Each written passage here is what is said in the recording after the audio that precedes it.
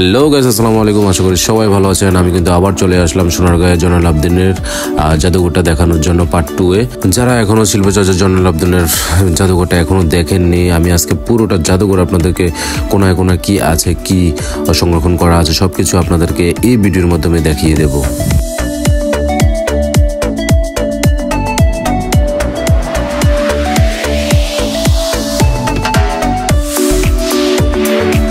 So guys, চলেন আর দেরি না করে আপনাদেরকে ভিতরের জায়গাটা আমি দেখাই। পুরোটা জাদুঘর একদম আমি দেখাবো আপনাদেরকে কি সংরক্ষণ আছে এটার ভিতরে।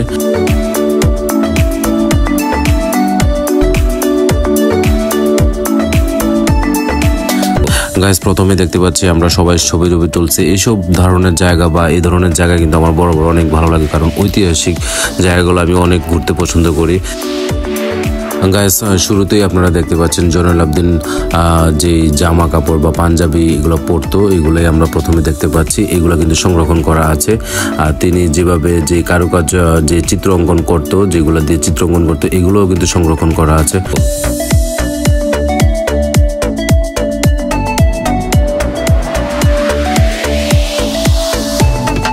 বাংলাদেশের ঐতিহ্যবাহী সবকিছু ছবি, এই যেমন এই ছবিটা আমরা বইতে পাইছিলাম, ঠিক আছে। সো সবকিছু মিলে কিন্তু ব্যাপারটা অন্যরকম একটা ফিলিংস তৈরি করতেছে। আমি কিন্তু আপনাদেরকে পুরোটা ভিডিও দেখাবো, আপনারা অবশ্যই পুরোটা ভিডিও দেখবেন।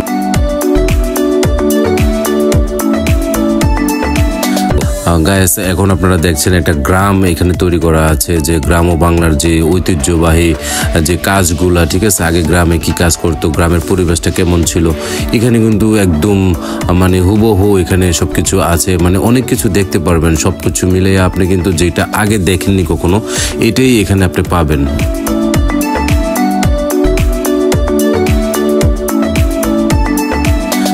গাইস, আরেকটা কথা বলে রাখি, এখানে আরও অবাক হবেন যে বিভিন্ন জায়গা থেকে, বিভিন্ন জেলা থেকে অনেক কিছু কিন্তু এখানে সংরক্ষণ করে রাখছে। আগে যা যা ব্যবহার করতো, আগের দিনের শাড়ি, লুঙ্গি, মানে যা আছে পার্টি, বাংলাদেশের খাতার মধ্যে, নকশি খাতার মধ্যে যে পুরো বাংলাদেশের মানচিত্রটা আঁকা আছে, এইখানে কিন্তু সেটা আছে। আমি আপনাদেরকে দেখাচ্ছি, দেখেন আপনারা।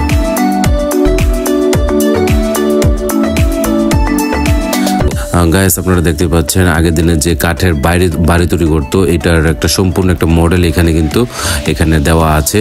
এখানে কিন্তু অলরেডি লেখা আছে যে কাঠের চৌকাঠা ঘরের মডেল।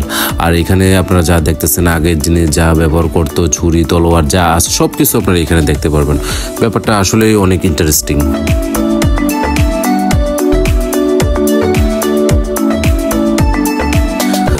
আমার থেকে সবচেয়ে সুন্দর লেগেছে এই গ্রামের পরিবেশটা। আসলে এটা কিভাবে তারা বানাইছে, কিভাবে মানে করছে, মানে কিভাবে সংরক্ষণ করে রাখছে, মানে পুরো মাথা নষ্ট। দেখেন একদম হুবহু।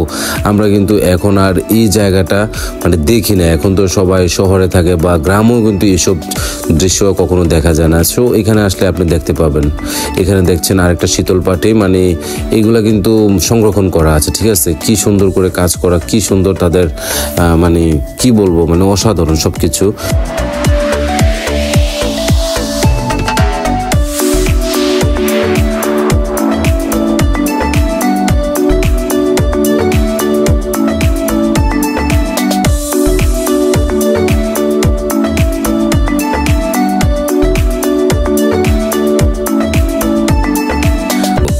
আপনারা এখানে দেখতে পাচ্ছেন পিতলের সবকিছু তৈরি করা, ঠিক আছে। পিতল দিয়ে বানানো আগের যে জিনিসগুলো ব্যবহার করতো তারা, আমি এগুলো ঠিক করে নামও জানি না, কিন্তু এখানে কিন্তু অনেক নাম টাম দেওয়া আছে।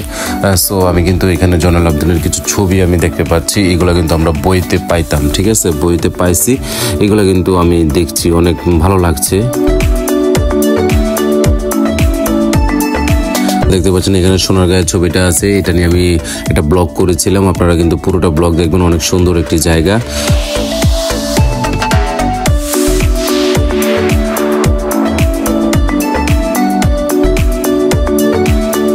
গাইস, আমরা এখন যে ছবিটা দেখছি, এই ছবিটা কিন্তু আমরা বইয়ে পেয়েছিলাম। এটা কিন্তু একটা হৃদয় বেদনায়ক একটা ছবি। গাইস, আমি এখানে একটা জিনিস দেখতে পারলাম যে শিল্পাচার্য জয়নুল লোক ও কারুশিল্প জাদুঘরটি উদ্বোধন করেছিলেন মেবি শেখ হাসিনা, মাননীয় প্রধানমন্ত্রী। এটা কেটে দেওয়া হয়েছে, কি কারণে কেটে দেওয়া হয়েছে আপনারা একটু কমেন্টে জানাবেন।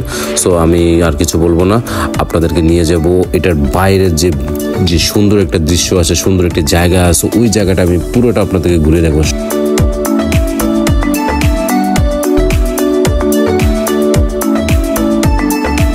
আপনাদেরকে আগেই বলেছিলাম জায়গাটা কিন্তু অনেক বড়, অনেক সুন্দর একটি জায়গা, একটা পার্কের মতন, মানে ঘোরার মতন, পরিবার নিয়ে আসার মতন, অনেক কিছু শিখার মতন, এত সুন্দর গ্রাম বাংলার মতন একটা প্লেস তৈরি করা আছে।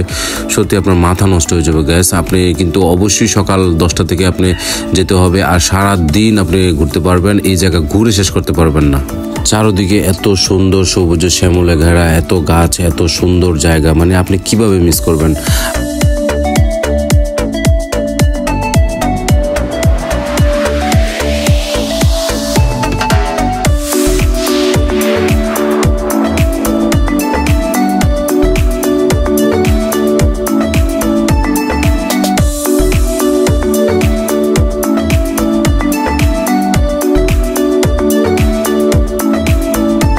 প্রাকৃতির যে উপরূপ সৃষ্টি, এখানে আপনি আসলে দেখতে পাবেন, আর জায়গাটা আপনার এতই ভালো লাগবে, আপনি কিন্তু চাইলে এখানে গাছের নিচে আপনি এই ভাইয়াটার মতন ঘুমিয়ে থাকতে পারবেন। এত ভালো লাগবে, নিশ্চিন্তে আরামদায়ক একটা ঘুম দিতে পারবেন।